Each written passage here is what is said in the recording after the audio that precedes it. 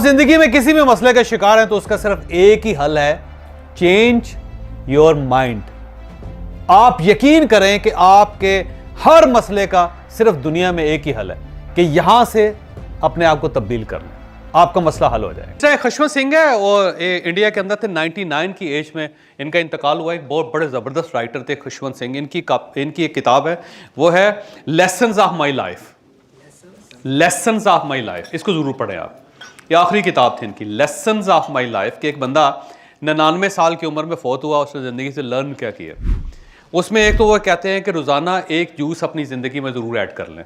वैसे तो वो शराबिये थे, वो कहता था एक शराब का गिलास भी ज़रूर पीना चाहिए, उसमें ना आप जाएं, लेकिन एक जूस जो है ना वो कहता है कि मैंने ऐड किया। तो दूसरा वो कहता है कि आपके बैंक में पैसे होने चाहिए। कहते हैं आखिर में ये जो बैंक के पैसे होते हैं ना, आपको फाइनेंशियली बहुत सपोर्ट करते हैं, आपको ना आपका कॉन्फिडेंस लेवल बहुत अच्छा हो जाता है। लिहाजा आप 40-50 साल के बाद ना आपके बैंक के अंदर पैसे को 4-5 करोड़ रुपए होने चाहिए, और वो जो होता है ना वो आपको कॉन्फिडेंस बहुत देते हैं कि आपको पता होता है कि यार मेरे पास ये बैंक के अंदर पैसे पड़े हुए हैं, मेरे पास इतने शेयर्स हैं, मेरे पास कुछ 4-5-6 छोटे छोटे प्लाट्स हैं, लिहाजा मुझे परवाह कोई नहीं है। तो ये जो बेपरवाही है ना वो आपको फाइनेंशियल हेल्थ आपको देती है। और अगर आपको पता चले सारे पैसे फंसे हुए हैं तो आप रोज़ कमज़ोर होते चले जाएंगे। वो तो पता नहीं क्यों है यार।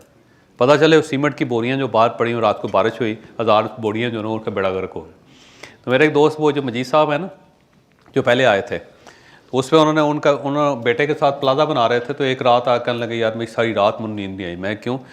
कहने लगा वो जो प्लाजा बन रहा था ना वहाँ वो सीमेंट की बोरियां पड़ी हुई थी, मुझे यकीन था कि वहाँ पे किसी आदमी ने रात को बारिश हो रही है तरपाल नहीं डाला हुआ है।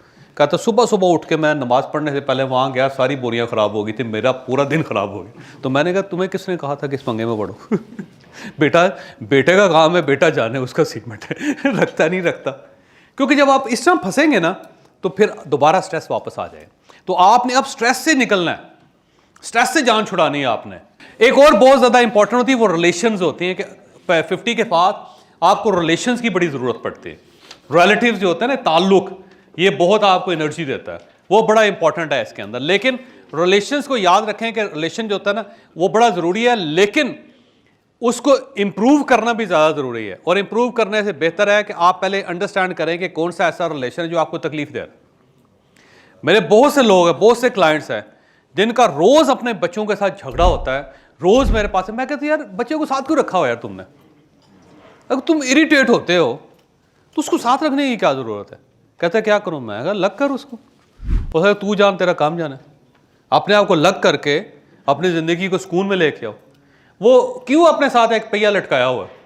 एक ऐसे सुजुकी गाड़ी है और उसकी डिग्गी में एक ट्रैक्टर का पहिया पड़ा, कैसे चलेगा यार? रोज़ वजन उठाया हुआ आपने। तो बच्चों को शट डाउन करें। हम बड़े पॉजेसिव होते हैं बच्चों के मामले में। यार वो एक इंडिविजुअल है, जब वो 18 साल का हो गया तो अब वो इंडिपेंडेंट है। उसको आप इंडिपेंडेंट करें, क्योंकि आपका उसके साथ गुजारा नहीं हो रहा। गुजारा नहीं होगा तो आप जल्दी फौत हो जाएंगे। तो जल्दी मरने की क्या ज़रूरत है कि रोज़ स्ट्रेस में मर रहे हैं, क्योंकि वो रिलेशन आपको एनर्जी नहीं दे रहा, आपकी एनर्जी ड्रेन कर रहा। इसी तरह आपके बहुत से दोस्त होते हैं जो रोज़ आपकी एनर्जी खा रहे होते हैं, उनसे जान छोड़ें। इग्नोर लिस्ट बनाएं आप, उसमें लिखें कि इग्नोर लिस्ट में क्या ये जो बंदा ना इससे नहीं मैंने मिलना। मेरा एक चचा था, तो उसकी औलाद जो है ना वो बहुत ज़्यादा पीछे रह गई लाइफ में है। तो हमारे साथ ही पले थे, हमारे वालिद साहब ने उनको उसी तरह स्कूल में दाखिल करवाया जैसे हम थे, लेकिन बाद लाइफ में वो बहुत पीछे रह गए। पीछे रह गए रहने के बाद उसके साथ नेगेटिव भी हो। याद रखिएगा कि गरीब आदमी नेगेटिव भी होता है। दुनिया में बहुत कम ऐसे गरीब होते हैं कि गरीब भी हों और पॉजिटिव भी हों, क्योंकि अगर वो पॉजिटिव हो जाएंगे तो फिर गरीब नहीं रहेंगे। क्योंकि गुर्बत, अगर आप गुर्बत में हैं तो आप नेगेटिव हैं, क्योंकि पॉजिटिविटी एक ऐसी चीज़ होती है जो आपको गरीब नहीं रहने देती कभी भी। और अगर आप गुर्बत से निकलना चाहते हैं तो आप सिर्फ अपने आप को पॉजिटिव बना लें, आप अमीर हो जाएं। क्योंकि दौलत जो अमारत है उसका ताल्लुक ही पॉजिटिविटी के साथ। अगर आप पॉजिटिव नहीं है तो आप नहीं कर सकते, ऐसे ही है ना। तो अब वो क्योंकि गरीब है तो साथ नेगेटिव भी हो गए सारे। अब वो नेगेटिव हो गए हैं तो अब उन्होंने हमारी एनर्जी जो है ना खींचनी शुरू कर दी। तो हमने उनको बड़ा दूर एक दूसरे शहर में रखा हो।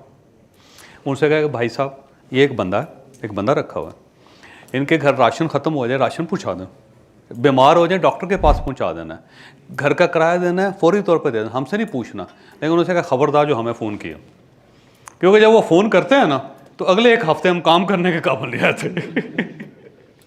उनके इस तरह करके काम करें। वह एक उनकी एक हमशीरा है, उसकी हमने शादी करवा दी।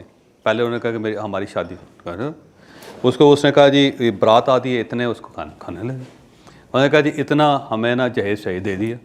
फिर उसने फ़ोन किया कि मैं घर में बोर होती हूँ, मुझे टेलीविज़न लगवा दें, टेलीविज़न लगवा दें। फिर उसने कहा जी खाना जो मैं पकाती हूँ ख़राब हो जाता है, एक फ्रिज होना चाहिए, फ्रिज हो गया। कल उसका फ़ोन आ गया मुझे और मेरा दिमाग ख़राब किया, मैंने उसे फ़ोन कर दिया। मेरी हमाकत देखें। उसने पहली खुशखबरी तो ये सुनाई कि मैं अपना घर छोड़ के आ गई।